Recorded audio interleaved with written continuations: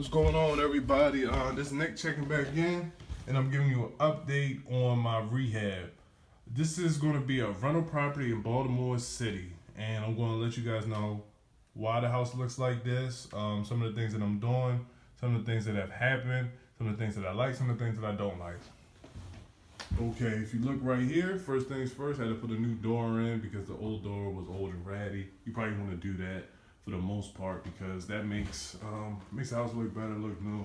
Especially if you want to do like a cash out refi. That's the first thing that the people are going to see. So in my opinion, it's probably best to do stuff like that. That's the first thing that they see, on a ratty old door. And I want you guys to pay attention as I walk you through here how these walls are set up. I'm going to explain to you why they look like that. If you see right here, and I want you guys to let me know what's missing. So if you look right here, we kept the windows. The windows were pretty new, so we kept the windows in there. And I want you guys to notice what's missing around the windows. Right here, if you don't know what that is, that's like they call it a bulkhead, and that's where the HVAC is running. That's where my ductwork for my return and my feeding line, the heat and the return is going up there, heat and AC. That's where it is. It's right there tucked against the wall, so you want to consider that when you're doing your layouts and stuff, because see how it probably looks better. I'm going back up so you guys can see. It's going to look better being tucked against that wall than if it was like right here in the middle of the walkway and stuff like that, middle of the wall. So just be conscious of stuff like that. I want you guys to notice this one right here. And if you guys can see, I put in a tray ceiling in here, tray ceiling with recessed lights. And the reason why I did that was because I feel as though that it's going to help with the ARV. I got a tray ceiling. It's going to help me with tenant retention because little amenities, it's not an amenity, but little upgrades such as like this, is going to draw more eyes, more attention, So that's something I'm very conscious of because the easier it is to put tenants in and the more they want to stay, the lower your tenant turnover is, and there's more money in your pocket at the end of the day. You see right here, they're pretty much done the first floor. You see that right there? This is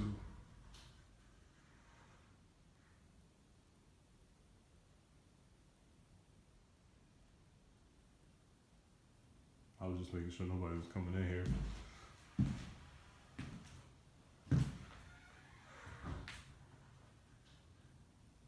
So back to it.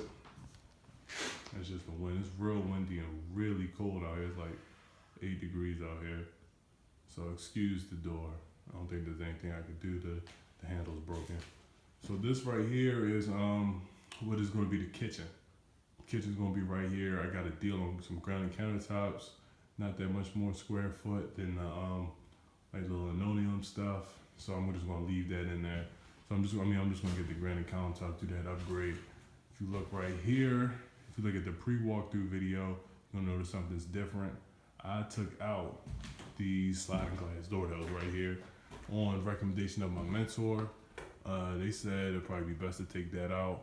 I thought it would be fine. I liked how it looked, but I took it out. So you see the sliding glass door there. If you look at the pre-walkthrough video. I haven't done too much with the outside. That's the old front door, actually. I'm glad you guys can see that.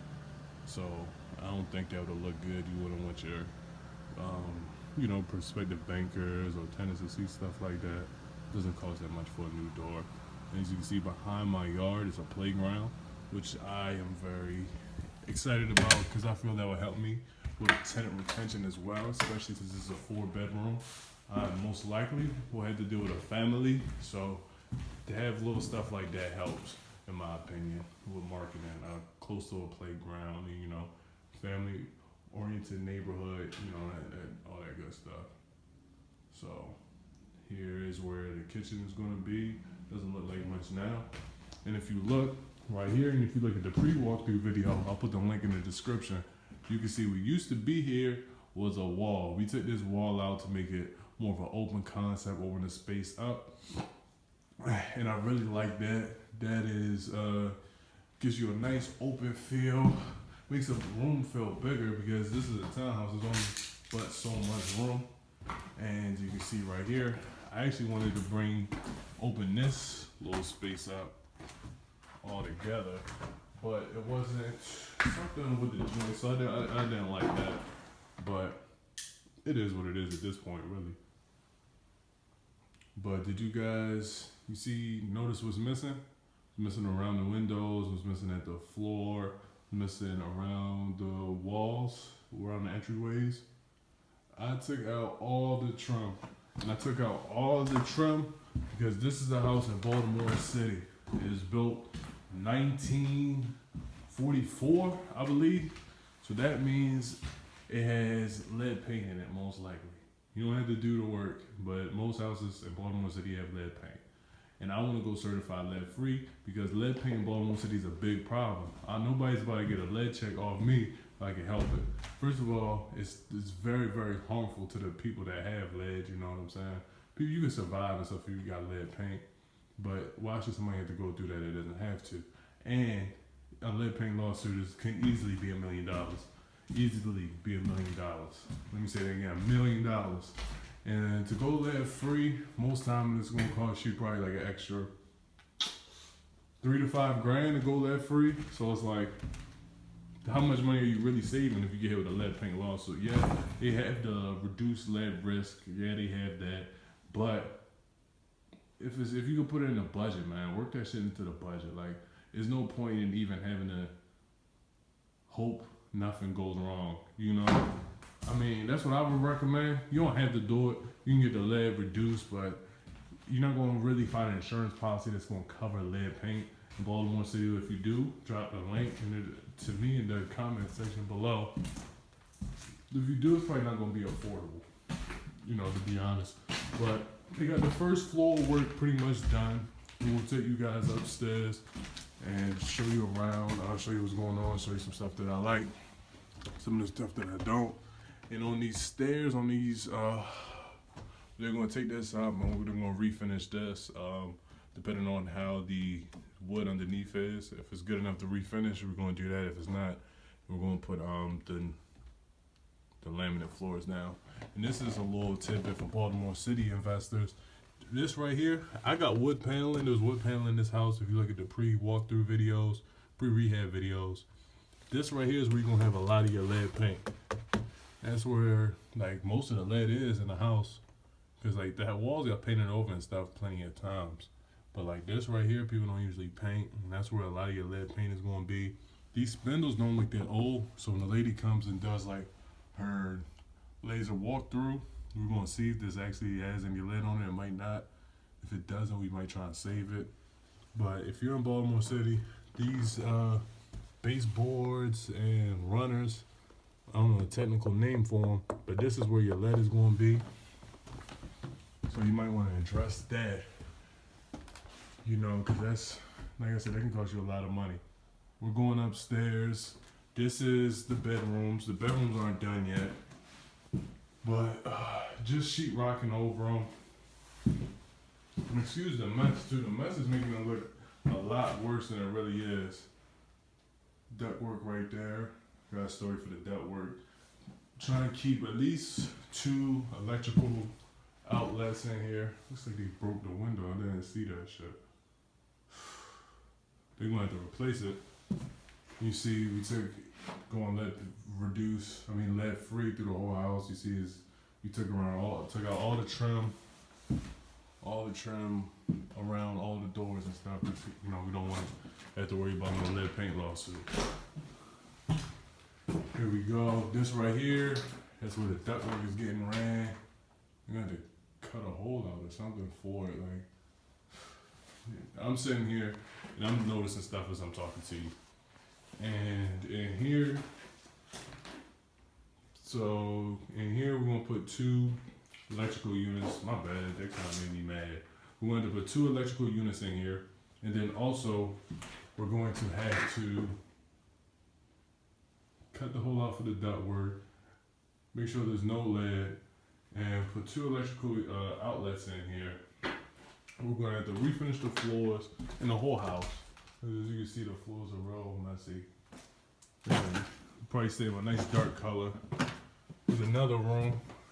This is where we run the duct work. I can tell you a story about this. See, this is the type of stuff you have to deal with on jobs. You gotta come in and check a lot, because you see that right there? If the HVAC guy, he was gonna run the soft duct straight across, not in the ceiling, but underneath, like where you can see it exposed. So it's supposed to hang from that wire across there. So they had another buckhead running across the middle of the room. Why would he do that? I don't know. That's gonna look so stupid. It was gonna look so ugly. And the dude, my main contractor, my GC, he called me and let me know how it was going. I couldn't really picture what he was saying through the phone, so I said, you know what, I'm going to come past there and I'm going to check it out so I can talk to him from seeing it with my own eyes. And I told my mentor, hey, can you meet me over there? This is going on, something's funky's going on with the HVAC, can you meet me over there? And he's like, he doesn't hit me back.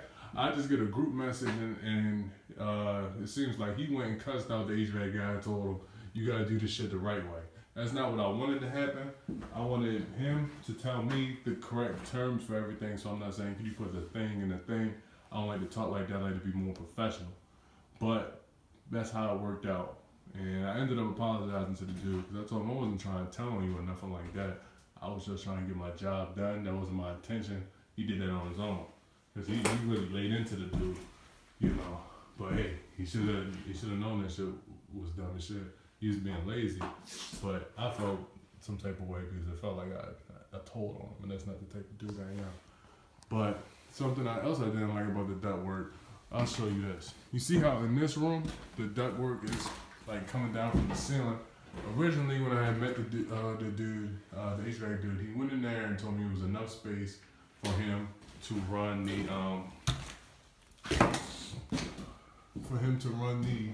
duct work in the ceiling, so you wouldn't have to see any buckhead at all, and you would just have another duct that you could see from the wall, and you wouldn't see any of this stuff. But he went up in there and told me it wasn't enough space to do it. So it's not that big of a deal. I would have rather had it not like that. But the good thing about it is it runs through the two biggest bedrooms, so it's space for it, I guess you could say. And this right here is the return in the bathroom. We're gonna have to we're gonna keep this floor. We're actually gonna go over top of this floor because this is like cement or something. I don't know what it is. I'm new, but we're just gonna go over top of it. They had to bring like a jackhammer or something to break this stuff up. Doesn't look like it, but that's a new tub. They're gonna have to put the mold resistant drywall in here.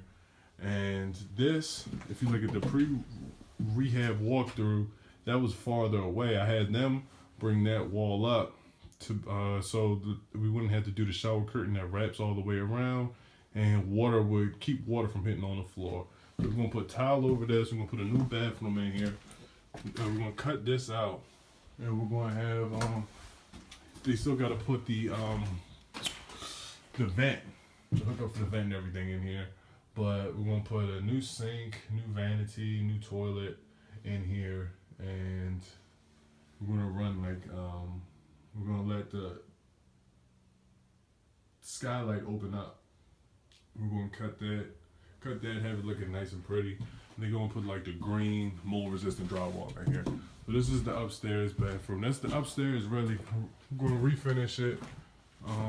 Make sure everything looks nice. We're gonna hardwire the smoke detectors.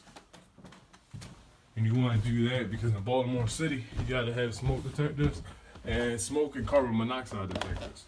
So instead of having to come change the battery and stuff like that, they have the ones that last for 10 years, but they got the walls opened up anyway, so we just want to hardwire them.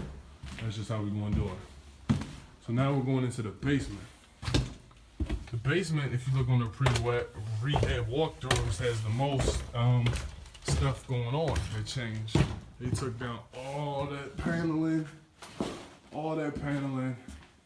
and as you can see, we're running the HVAC through here. Took down all that paneling and we're restructuring the layout and everything. And we're gonna run some recessed lights in here.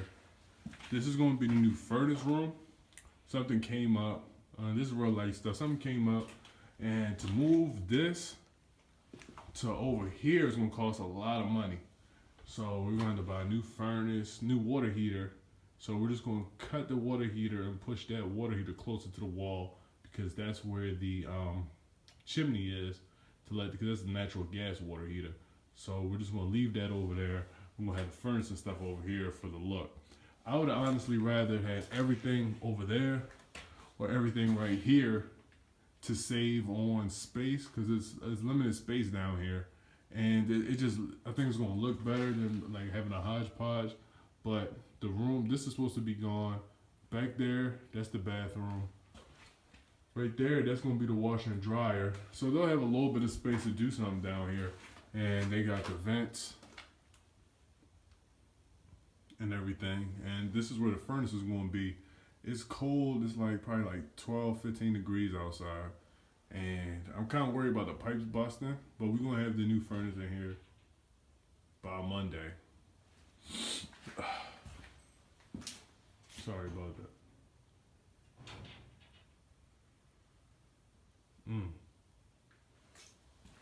This isn't the washer dryer that's going to come. I got a brand new washer and dryer. And right here, this is where the washer and dryer going to sit. We're going to put the washer and dryer right there. Working on the washer and dryer hookups right now. This is where the new bathroom is going to be. Oh, this is where the bathroom was. This is where we're going to put the bathroom. We're going to put a nice little toilet in there. It's going to be nice. This right here is going to be the HVAC room, part 2, I guess. It's going to be, I guess it's going to be that little corner, so it won't be that bad. And we're supposed to be able to knock this down now and have a little bit more open space. In this room, which used to be the boiler room, we're going to keep this room, but we're not going to do too much. It's not really in the budget. Just going to put some new plywood down to shore up the floor. Plywood over that because that's paint and we don't want any paint to be exposed.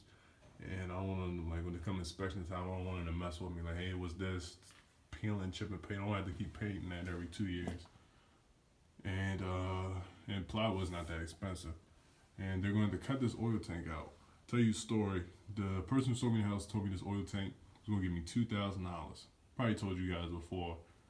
So me and my brother, we're going to come down here and cut this bad boy out of here. And then I called around and they said, man, you could bring a whole car down here and we won't give you $2,000. I was like, true. So I said, I'm not getting $2,000 for this, and I just left it. Luckily, because this thing is filled with oil.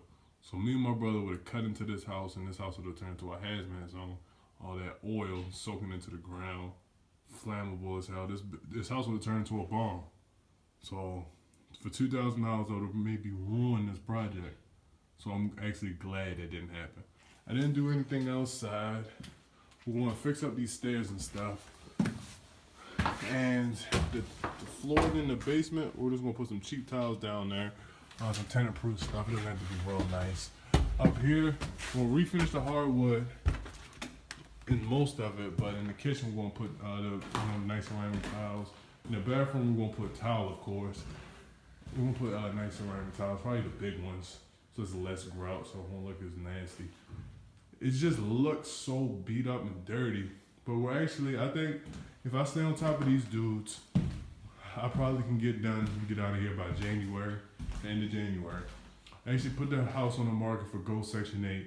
So if anybody sees us, know somebody who's a reliable tenant, tell them to go and Go Section 8 and they can actually find this property if they wanted to. So this is the house. It's taking a long time. I basically lost like 2 weeks. When I went to Mexico with my mentor, I lost like 2 weeks with the contractor basically. It's like a week and a half. So I'm I don't know about the deadline, but that was like December 7th through the 11th. So I ordered the drywall. He didn't order the drywall until I was about to get back. So basically lost like a week. But during them 2 weeks I was off, because I was off from the 17th to the New Year. I was here every day, different times, popping up on him. And I was able to work out a system where I figured out like some of his tells when he's not here, when he is here. So I was able to work out a system where I can go ahead and make sure that he's doing the work. even if I have to go to work those days and I can't really come over here every day or come here during the day. So I found that out. So I'm going to stay on top of him. He has about 3 draws. This is also why you keep draws. So he's chasing money. Christmas and everything here, and he only got 1 draw so far. So he needs about another 70% of the money that's still on the table. So he has 70% of the money left and not that much work to do. So I think we might be able to get out of here by the end of the month. But I gotta start marketing the property. My mentor said he might not get out of there till March. I'm gonna stay on top of him because the faster he gets it done, the faster I can get some money in here and start making some rent. And the faster I can get this property refinanced and move on to the second one. So I've been looking for other properties as well because of the timeline. And I'm gonna get him to clean this stuff up and shoot another video so you guys can see like the dirty floors is making it look a lot worse for all the new people. Hopefully this door doesn't slam me when I open it. I'm gonna show you what else I'm looking at. Y'all look right across the street. See that house right there with the boarded window? I've been direct marketing. It's very cold outside, so I'm gonna step back in. I've been direct marketing to what I believe to be the owner of that property, so I can try and get the house. I actually would like to get that house under wraps because as you can see, it doesn't look that pretty, but it's not that much work up here. You gotta start upstairs, and the neighborhood is good. And if I could pick that house up and pick these guys up from this property and just take them across the street, that would be perfect for me to say, hey guys, like as soon as you guys finish this one up, finish the punch list, and just do the same thing over here, tray ceiling over there. Say tray ceiling. If the floors aren't good, I'll put, what is it called? The laminate floors down. Go lead free. I think to do that house will cost $50,000. So if I could do that, that would be perfect. That'd be my ideal situation. That's what I would like to do. I think I'm offering like $5,000. I think just looking from the outside, I think it's gonna need like 45 worth of work because it looks like they haven't done much to the house since they owned it, really. It's a bigger house and probably needs like 45 worth of work, and you gotta put some money into contingencies. So I don't know how much that's gonna cost, honestly. So that's my next potential target right there. Hopefully I get it, stay in the same neighborhood, and it makes it easier for tenant management, really. So hopefully that's the next plan. I'm always looking forward. I'm gonna let you guys know how it goes.